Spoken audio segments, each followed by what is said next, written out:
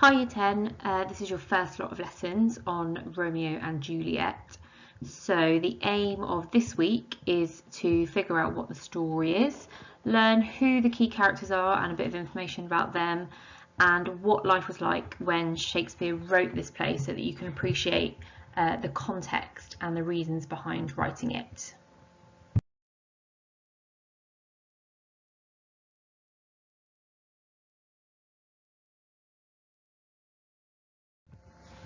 Now I know what some of you are thinking, Romeo and Juliet is just some sort of sappy love story, isn't it? Well, it is a love story, but it is also about hatred, it is about death, it is about conflicts and the conflict between old and young, the conflict between men and women. It's about identity and the identity of men and the identity of women, and it's about revenge as well.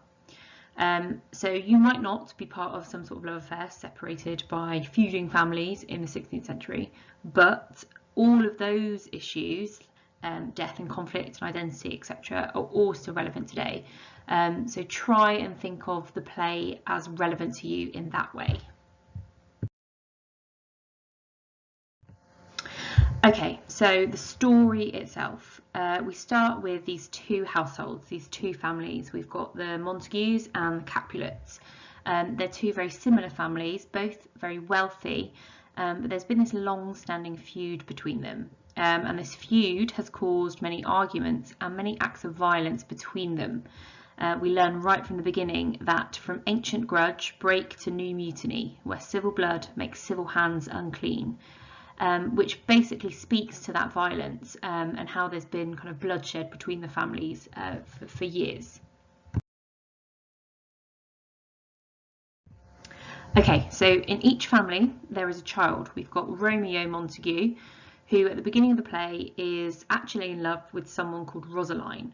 And then from the other family, we've got Juliet Capulet, who at the beginning of the play has been promised to marry somebody called Paris, which has been arranged by her father.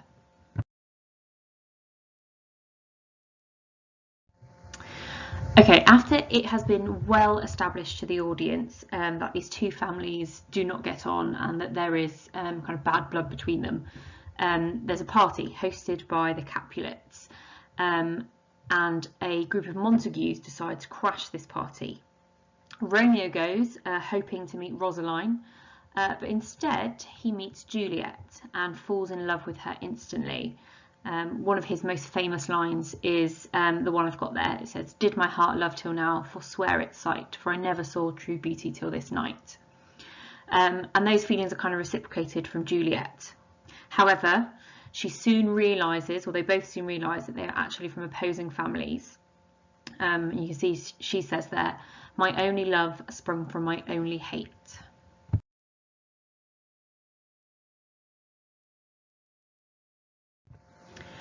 Despite realising they are from opposing families, the love between Romeo and Juliet is too strong. And with the help of Juliet's nurse, they arrange to marry in secret.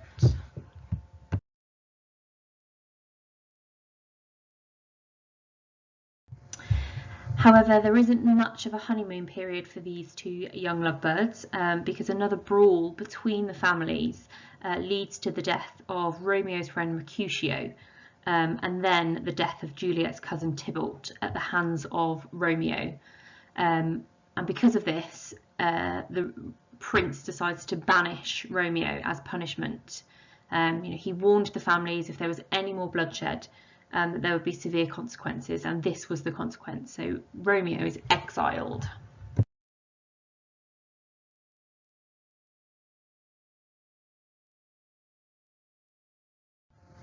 Juliet is obviously devastated by Romeo's banishment, but she also has to try and avoid marrying Paris, the man that her father has arranged for her to marry. So kind of desperate to avoid this, the friar convinces her to take a potion which will make her appear dead. He then promises to get a message to Romeo telling him of that plan.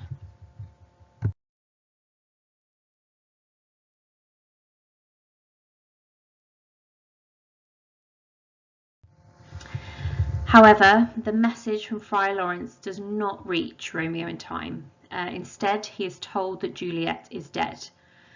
So he returns to Verona to see her body. When he arrives at her resting place, he sees Paris, the man she was meant to marry, mourning her, and he kills Paris at Juliet's resting place.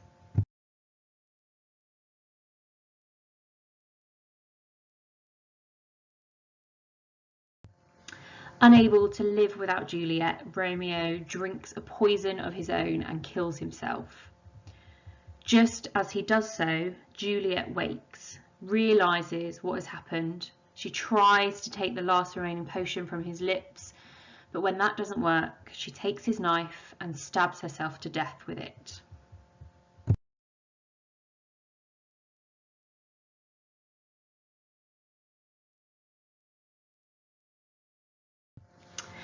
As the bodies of Romeo and Juliet are discovered, and the full story kind of comes out, the Montagues and Capulets finally reach some sort of peace and reconcile.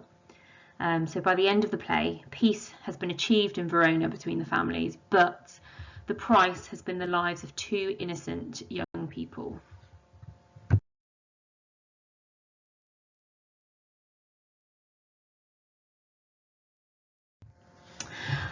Okay, so now that you've got an idea of the plot of the play, have a go at answering these 10 questions based on all the information I have just given. The best thing to do is to answer those in full sentences, so use part of the question in your answer.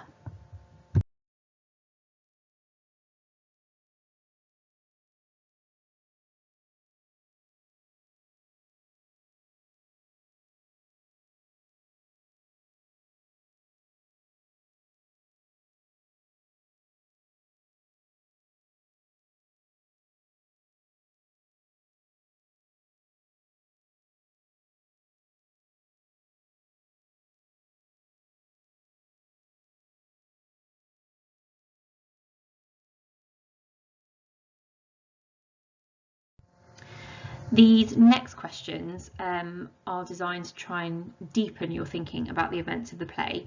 So there isn't necessarily a right or a wrong answer. It's more about your own personal thinking. But have a go at thinking about how you might justify your answers to these questions.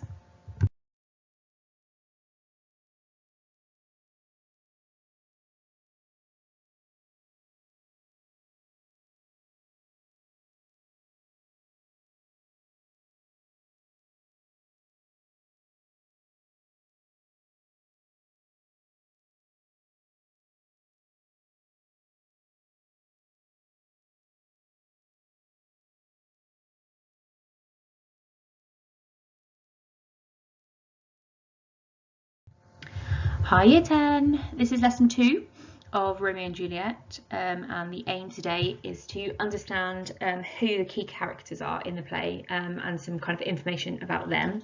To start you off, there is a quick quiz which recaps some of the knowledge from last lesson.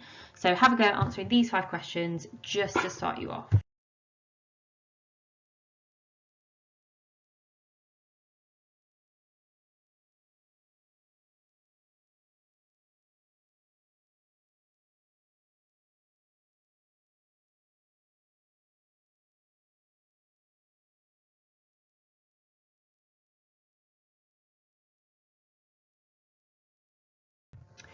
Okay, so here is a full list of all the characters in the play. You can see there are quite a few there. So what I've done is I've put like a little yellow blob next to our main characters, the ones that we'll need to think about in terms of analysing this play.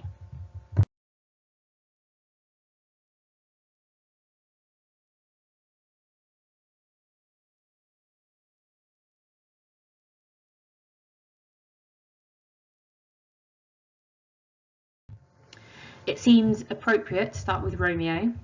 So Romeo starts the play melancholic or just really sad due to his unrequited love for Rosaline. So I mentioned last lesson that he begins the play in love with someone called Rosaline, but it's unrequited. She doesn't feel the same way. He's also described as quite a private character.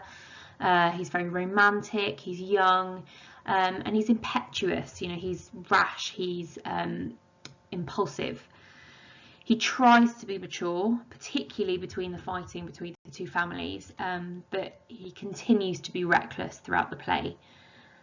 He is affected by the death of Mercutio, his friend, and he has a deep love for Juliet. So those are the kind of key things about Romeo.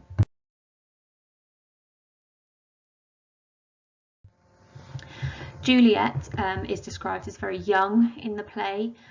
She's initially obedient. She wants to please her parents, but she has little interest in love or marriage. So she's not keen on the idea of Paris when it's presented to her by her parents. It's not until she meets Romeo that she really falls in love, and there is a really deep love between the two of them. She encourages his feelings, and she even goes so far as to understand why Romeo killed Tybalt, her cousin. Despite being initially horrified by it, she does understand why he did it. Ultimately, Juliet's quite a lonely character. She's sort of disowned by her parents. Her nurse, her confidant, tells her to marry Paris once Romeo's been banished, and then Romeo is banished. So she ultimately is quite a lonely character.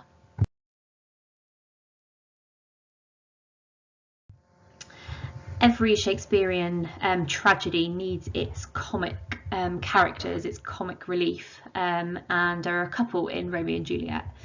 One of them is Mercutio. Now he is Romeo's friend, and he's got this really rude sense of humour. He makes lots of puns, uses a lot of sexual innuendo. And just like Romeo, he's really reckless and impulsive.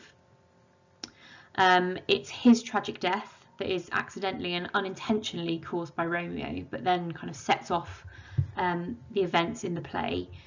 As he dies, he curses both the families. One of those famous lines comes from him in the play, and it says, "A plague on both your houses."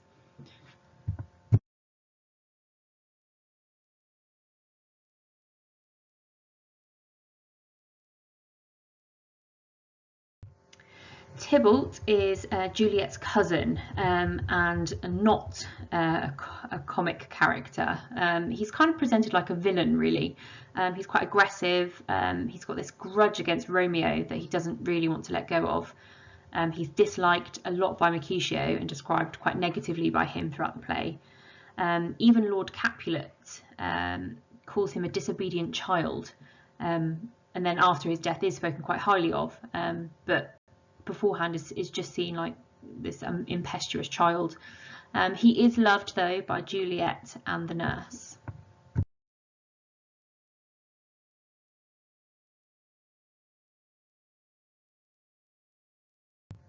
Romeo's parents don't really feature that heavily in the play, whereas Lord and Lady Capulet are a big presence. Lord Capulet, the father, is aggressive, particularly when it comes to being protective over Juliet. But he treats her quite cruelly when she disobeys him. He's really quite callous to her. On the other hand, though, he is caring and speaks very, very passionately about her after she dies. His wife, Lady Capulet, she seems quite irresponsible in her desire to see Juliet married and pregnant. She doesn't really take into account how young Juliet is. Perhaps that's because she's got this kind of romantic view of what love and marriage is. But as it says there, both parents are distraught at Juliet's death.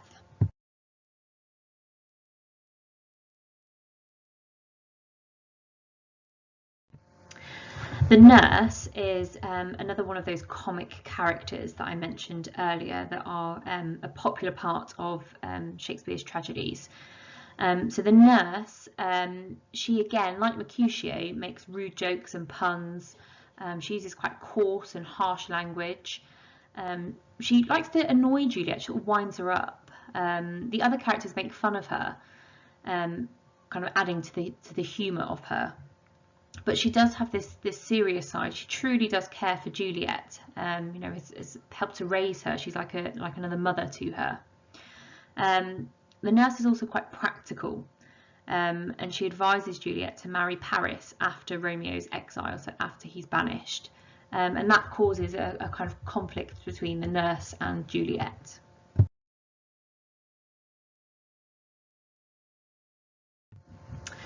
Paris is the eligible bachelor that has asked to marry Juliet, and he's described throughout the play as this good and honourable man. He's obviously quite virtuous, and he really is quite loving towards Juliet, and he really only attacks Romeo to protect Juliet's body.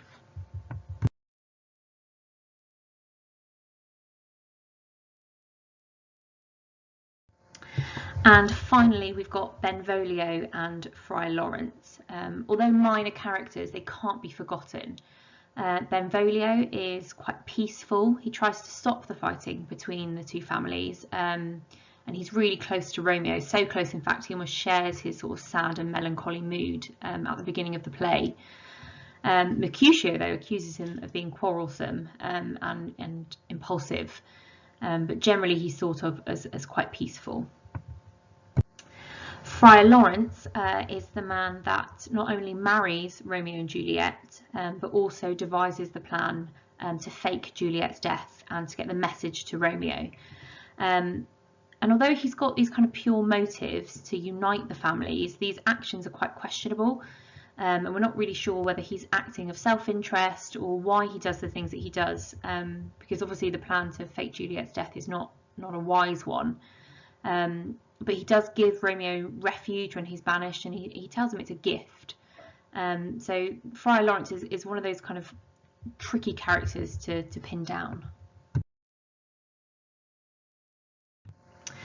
Okay, so there was quite a lot of information there, but what you might have noticed is that in each of the character profiles there were some keywords that I underlined. So all those words are now here for you. What I'd like you to do is to find out what the word means, if you don't already know, and write a sentence using that word, which helps explain how it's related to that character. And I've given you an example there. So I've used the example of melancholic, which means sad or miserable. And the sentence I've said there is, at the start of the play, Romeo is said to be melancholic. Benvolio is also said to share this feeling. So it gives an understanding of the characters themselves, but also helps you to unpick some of that key vocabulary that you will need.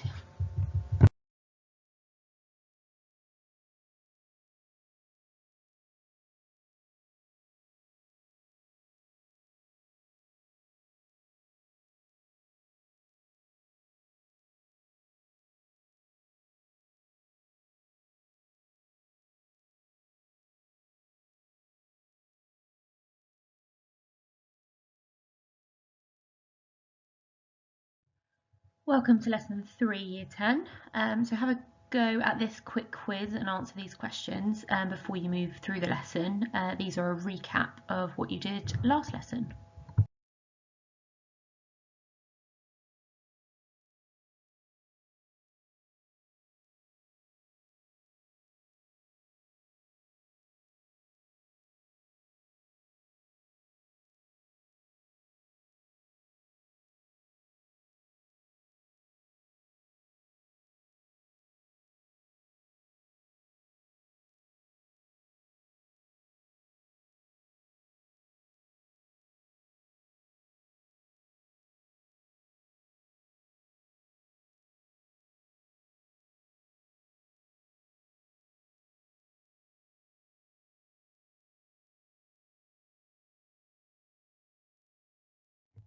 So this lesson focuses on all of the social and historical context for the time of the play.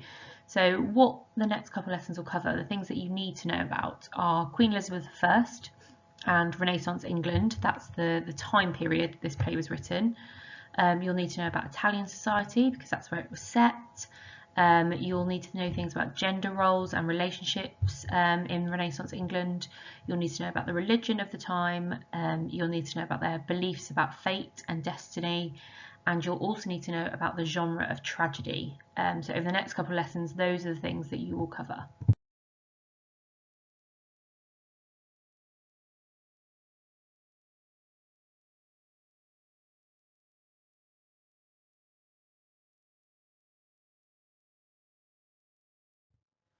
So let's start with Queen Elizabeth. Now she was the monarch at the time, which means that she was the queen at the time.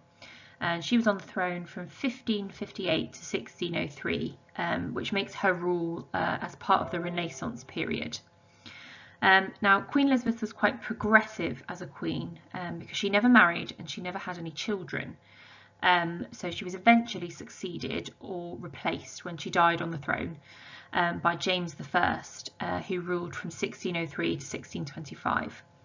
Now, his succession to the throne was quite controversial because although he was the closest sort of relative to her, many thought he wasn't the rightful king. So that caused a lot of political unrest. And the whole time was quite a period of unrest because the previous century had seen what was called the War of the Roses, with two rival families fighting for control of the throne. So you can see that idea of two rival families fighting reflected in the play with the Montagues and the Capulets.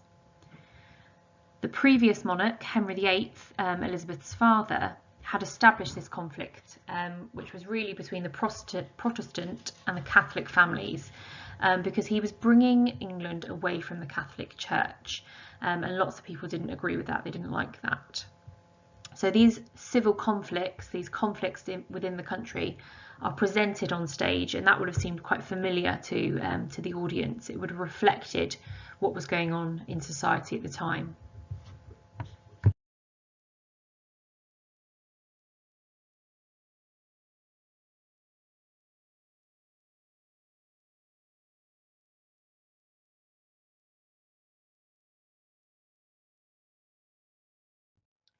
Now, although the play reflected many of the things happening in England at the time, the play is actually set in Italy, in a real city called Verona.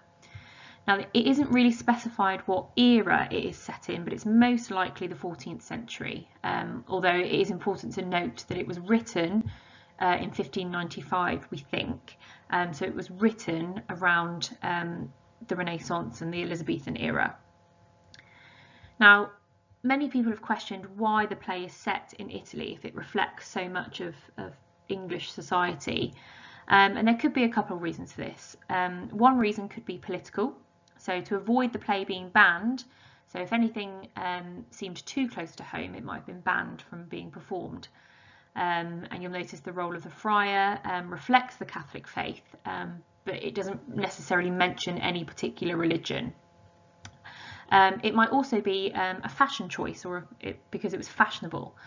The public knew that the action would be extremely violent if it was set in Italy. They were known for being passionate and quite violent people, and those sort of passions would sweep them up emotionally and hold them in that intense world for a couple hours.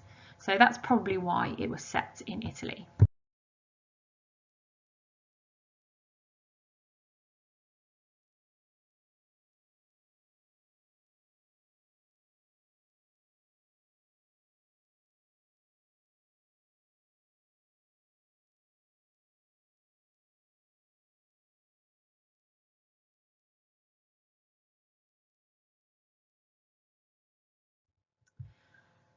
Another key thing to understanding this play is understanding what it meant to be a man and a woman, and what it meant to be a parent and a child.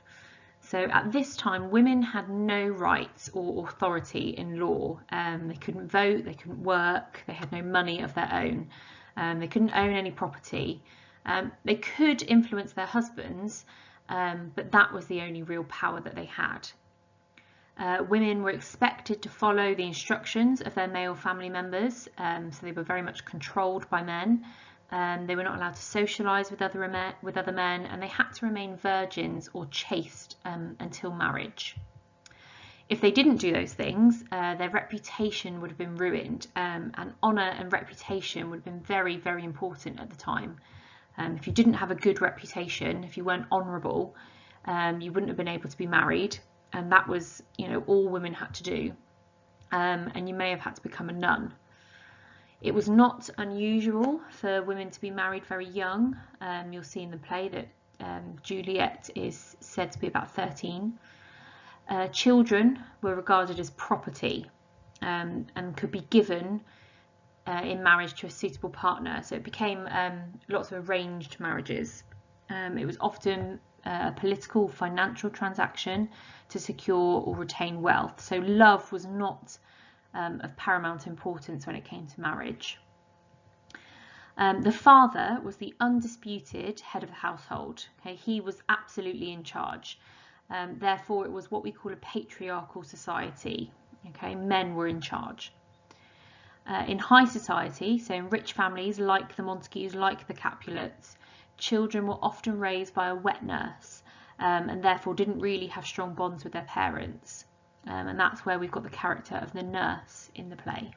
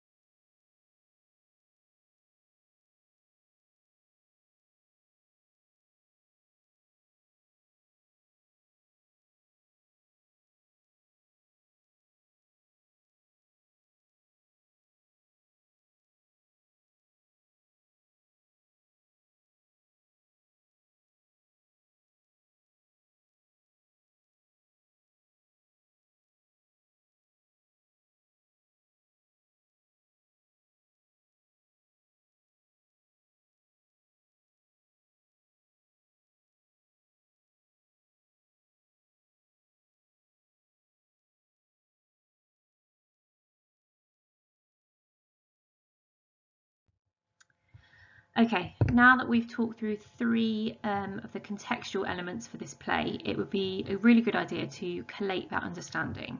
So what you will need is one piece of A4 paper that can be plain or lined, and you'll need to divide this into three sections.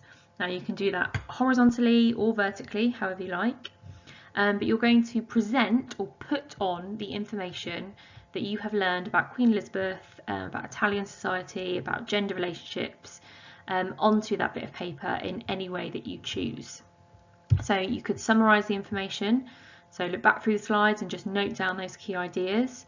You can use bullet points or spider diagrams, you can present it through image if you want to, or you can use your own words to explain what these aspects of life were like. The main point is that you get your understanding onto that one piece of paper.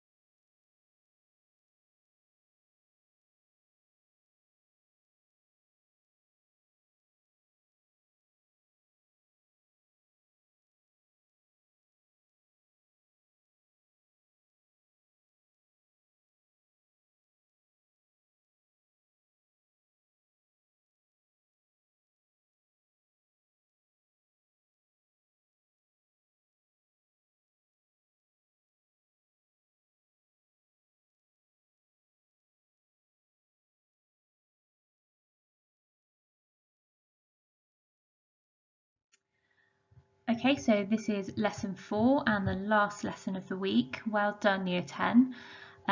So yesterday, or last lesson, we went through who Queen Elizabeth I was, why the play was set in Italy, and what life was like for men, women, and the relationships between parents and children a little bit. So today's focus is on the importance of religion at the time, their ideas about fate and destiny, and what tragedy is as a genre.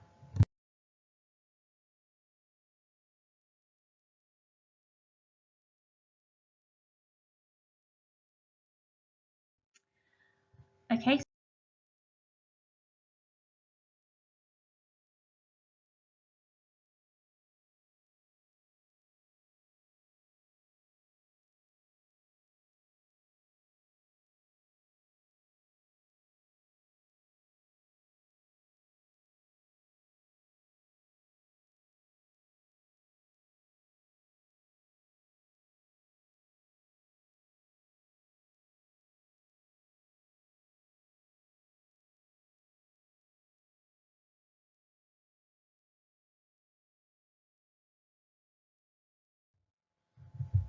Okay, so as I mentioned, this play was written during a time of great religious and political turmoil. So that means things were kind of all up in the air. And that's because Europe was traditionally a very Catholic society, and they had very strong beliefs in damnation, or that means like going to hell, being damned for eternity, for committing mortal sins. So mortal sins were things like suicide and bigamy, which means marrying more than one person. And we see both of those things in Romeo and Juliet. We've got the suicide of Romeo and Juliet, we've got the potential bigamy if Juliet was to marry Paris after she married Romeo. However, Shakespeare was writing this play after what we know as the Reformation, and that was when England was actually becoming a more Protestant nation, having broken away from the control of the Catholic Church. Which is where I mentioned the War of the Roses and Henry VIII and how he caused quite a lot of turmoil by breaking away from the Catholic Church. So in this Protestant society, with Elizabeth I, who was Protestant, life became a little bit more open and less oppressed.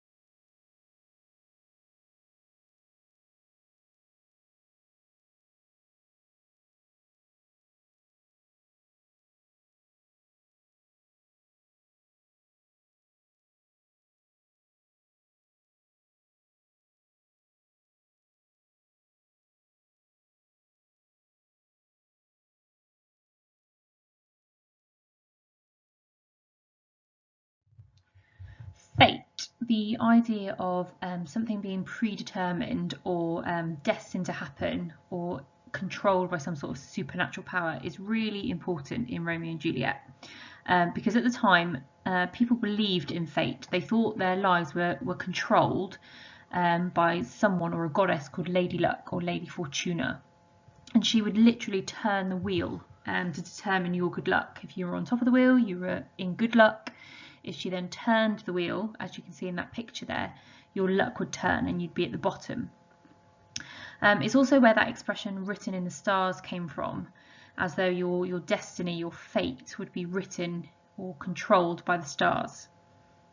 However, others, like Shakespeare himself, believed in something called fate by free will, which is when people's free decisions could lead to their destiny. So that idea that you can have a destiny, but you have some kind of choice over it. And the whole play is about this idea of fate, and it asks the question, were they fated to die, or did the actions in the play just make it happen?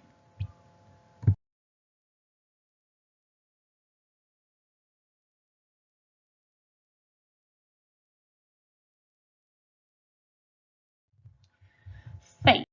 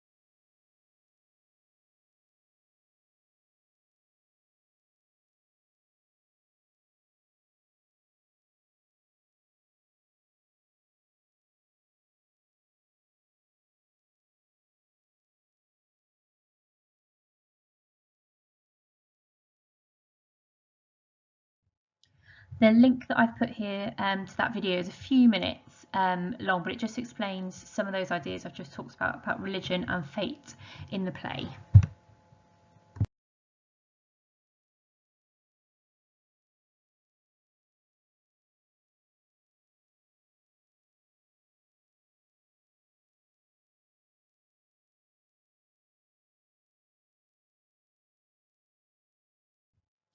The link that I've put here to that video is a few minutes long, but it just explains some of those ideas I've just talked about religion and fate in the play.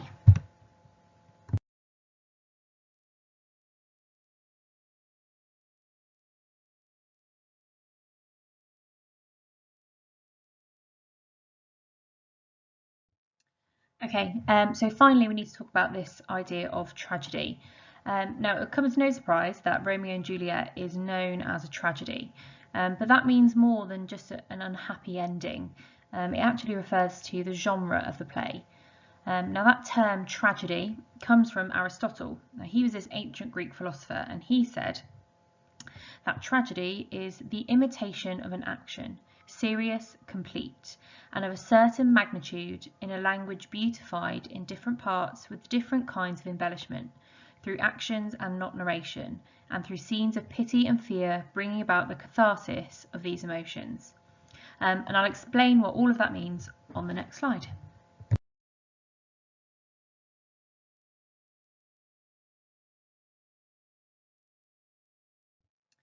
Okay.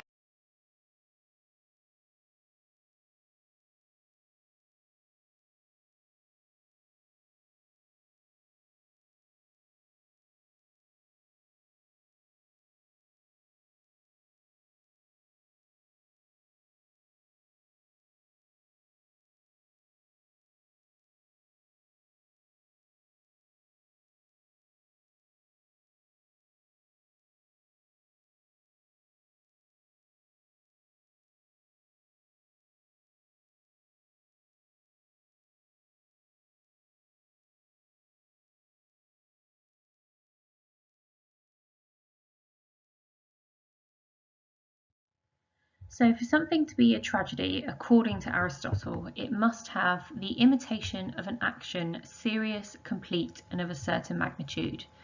Now, what that means is basically that a tragedy must deal with a serious issue. It must have a serious plot. It must also have a long enough plot to allow the change from happiness to misery, but not too long so that the happiness was forgotten before the miserable end. Aristotle said it also had to be in a language beautified in different parts with different kinds of embellishment. And that means language which is written in rhythm or harmony, almost like a song.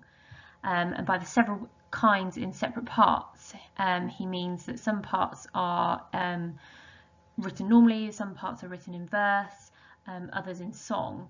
And what you'll notice as you read through some of those scenes in Romeo and Juliet is that there is a lot of rhyme used, there is definite sense of rhythm to many of the speeches given. Through actions and not narration. So to narrate a story is to simply tell it. But for something to be a tragedy, so like in a play, it must be dramatised or acted out. Scenes which create pity or fear means that in a tragedy, the events or episodes in the play should lead the audience to feel sorry for the main character. Now, the main character is usually someone we refer to as the tragic hero. The main character whose own sort of downfall is something that we feel sorry for and we're afraid to as they move towards that destructive end. And we see that, don't we, with Romeo and how his actions, his own kind of impatience leads to his destructive end. Finally, we've got this idea about catharsis at the end. So as the play moves along, the events should build up those emotions of pity and fear, particularly for the tragic hero. A catharsis is that idea of purging or cleansing of emotion, like a release of tension. In a tragedy, this is often a moment of revelation when the tragic hero essentially falls flat on his face and the audience can finally release that tension. So perhaps we could say that the moment that Romeo and Juliet both commit suicide in order to be together forever, that might be the moment that that kind of tension is released.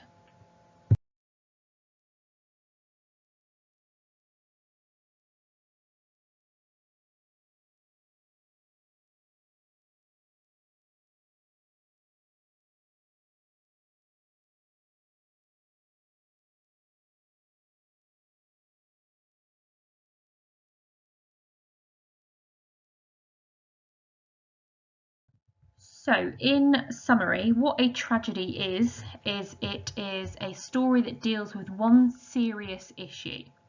It should be long enough to allow the change from happiness to misery. It uses language which has rhythm and harmony and song. The story must be dramatised, not just narrated. It should lead the audience to feel very sorry for the main character or the tragic hero. The audience should also feel afraid for the hero as he moves towards a destructive end. And the events should build up the emotions of pity and fear, leading to that catharsis.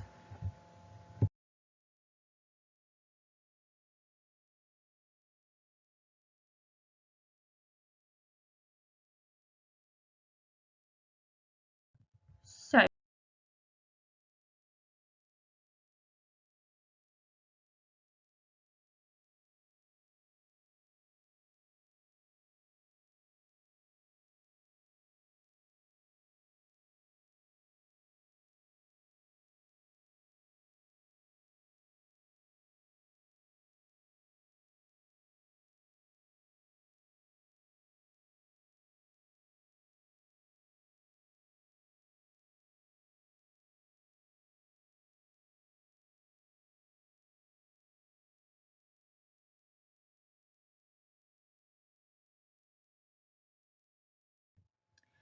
okay, so time to consolidate that learning again. So you'll need that piece of paper from the last lesson.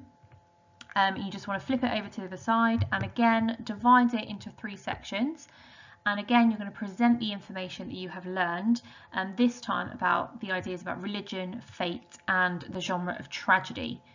So again, you can summarise that information. So look back through the slides, pick out those key ideas. You can use bullet points or spider diagrams. You can use images, which you can draw or print out. Or you could use your own words to explain what these aspects of life were like and what they mean for people in Elizabethan England.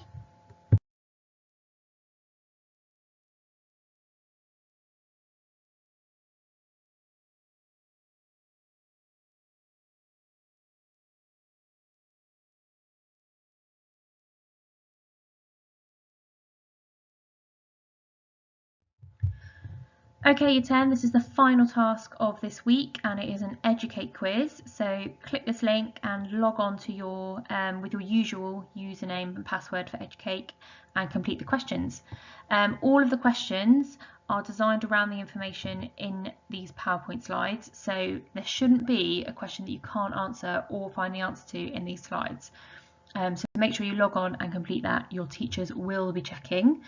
Well done for completing the first week, and I look forward to next week.